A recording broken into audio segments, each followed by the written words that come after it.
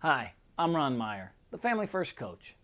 Typically, I'm talking with parents and helping them to raise happy and successful kids. But today, I want to talk with you, the kids, the athletes. And what I want to talk to you about is leadership.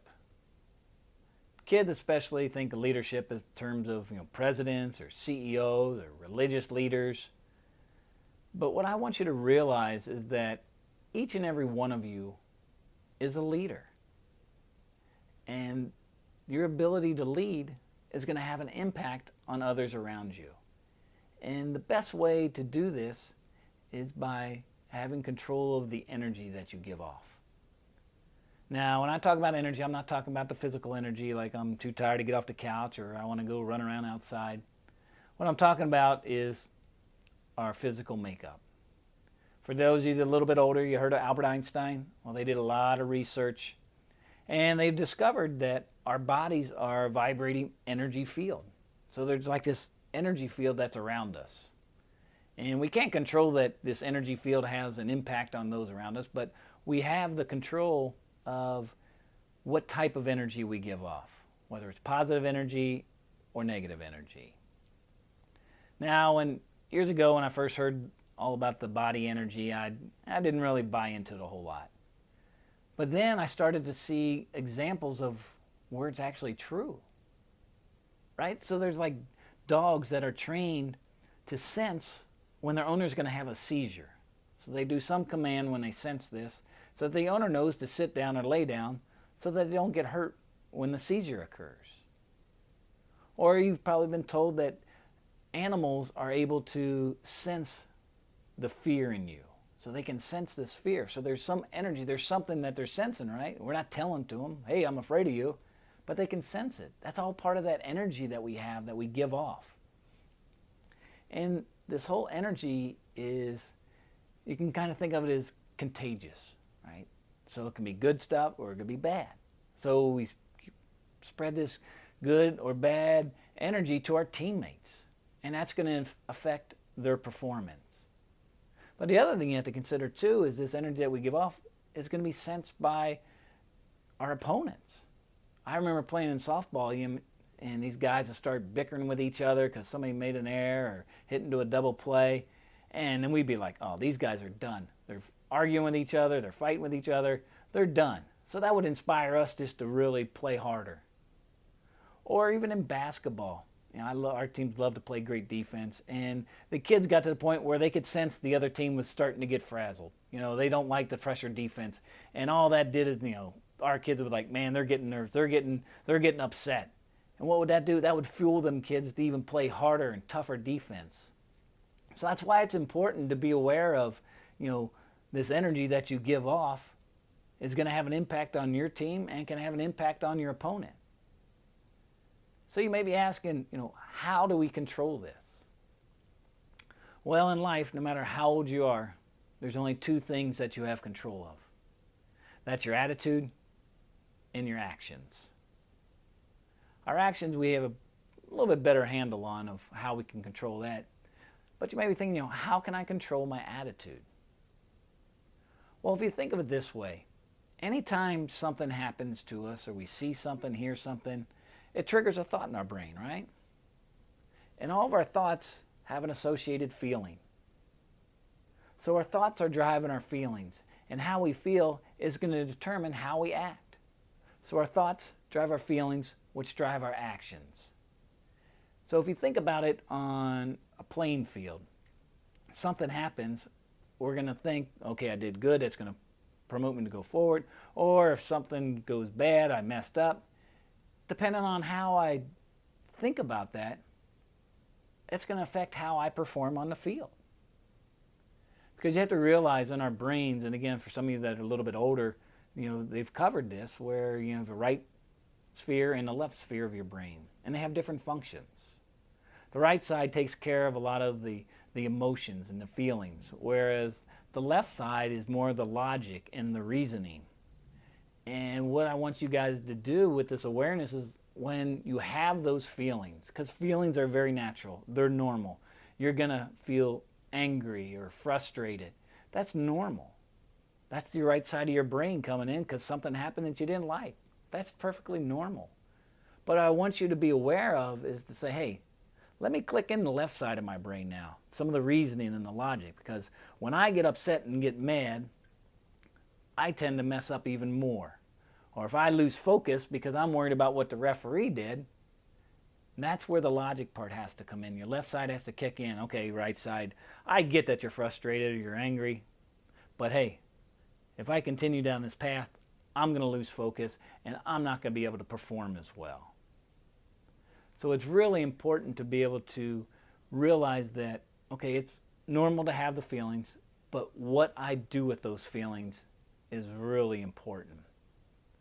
For example, if you get mad at yourself because you made an error, you missed a kick, whatever it is, and you get down on yourself and you keep thinking about, oh, I should have done this, I should have done that, well, that's all stuff in the past. You can't do anything about it. Now you lost focus of what's going on in the present. And now it's going to tend to lead to even more mistakes because you're so worried about what happened in the past. And that's where it's important to not get so stuck in that place, right? Let the left side kick in and say, okay, I messed up, but here's what I can do better so that doesn't happen again. Let me give you an example. Last year playing basketball, we had one of our kids, he got a foul called on him. And he got pretty upset. He didn't like the call. And before the other team could inbound, he fouled again because he's holding a man. He was so mad that he fouled before the play got started. So before the play got started again, he's still upset about the first call, and on the second call on top of it, he got a third foul called on him. So just that quickly, he had 3 fouls called on him. So I pulled him out of the game and talked with him, and he was able to get himself refocused. And it was amazing because I was so proud of him because not only did he not get any more fouls the rest of the game, but he went in there and he had 12 rebounds. And for a 5th grade basketball game, that's a lot of rebounds. So he was able to rechannel and refocus that anger into a positive fashion and make him play at a higher level instead of bringing it down and causing turnovers and getting more fouls. So I was super proud of him for being able to go from that state of anger and frustration of getting bam, bam, bam, 3 fouls called him in no time, to going out there and performing at a higher level, which he felt great about, and he helped his teammates. Now, the other thing you may get frustrated or angry with are the referees, right? They're human. They're going to miss calls. They're going to make bad calls. But if we focus on that, on what they're doing and what they did, we're not focusing on what we should be doing out on the field. And that's going to cause us to make mistakes. And then we're going to blame it on the referee or blame it. Well, let's take responsibility for our own actions. Whatever happened, happened. Now let's pull in that left side, that logic, and say, okay, what do I need to do to make sure I stay focused on this? Because I've seen it so many times, one player will get all upset about the referee or the umpire, and then all of a sudden that's what their teammates are worrying about, the referee or the umpire. You know, they're not focusing on the game, and when you do that, you're not going to play at your highest level. The other thing that typically happens is we get frustrated at our teammates, right? Somebody makes an error, somebody's not in the right spot, kicks the ball away. Or our teammates know they've messed up, right? They don't need their teammates to get on their case and yell at them and make them feel bad about what they did. And this is where part of being a leader comes in, to help them, boom, get refocused. Okay, you're upset and you messed up. That's okay. Let's not make that happen again. And let's get refocused and energize them so that they start playing more focused and more aware of where they're at. And that's how you help out your teammates. So a lot of the different feelings are okay, right? And it's how well we're able to control our attitude and how well we control our actions. That defines how well we do as being a leader. And especially you kids that are more talented than others, right? Every team has some players that are the best players. You guys know who you are, right?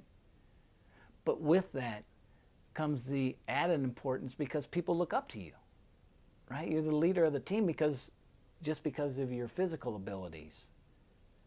But that's where it's really important that, if you let yourself get distracted and get so frustrated, you don't want your teammates to be pulled down.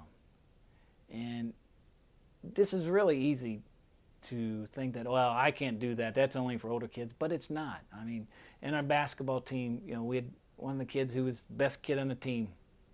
And I could see when he would get frustrated either with themselves or teammates, referee, that, it would impact the intensity of our team. And so he worked really, really hard on staying positive and not allowing things to get him upset, because it has such an impact on your team.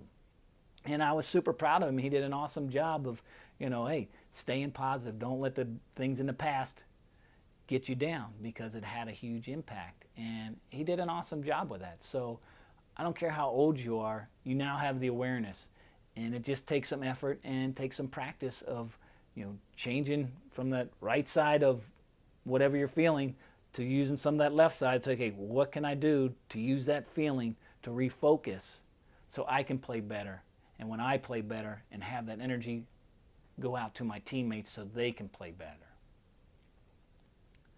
So just a couple things that make sure you guys take away from this is, one, everybody is a leader. Doesn't matter how good you are, how old you are, everybody is a leader. And two, your energy is going to have a big impact, not only on your performance, but on your teammates as well. And lastly, there's only two things in life that we have control of: our attitude and our actions. And now with this awareness, I want you guys to, when you're out there, be aware of this and start putting this into practice, and you'll see what an impact it has on your performance and your teammates. So if you have any questions, you can contact me via email at ron@thefamilyfirstcoach.com, or you can check out my website at www.thefamilyfirstcoach.com. Thanks, and have a great season.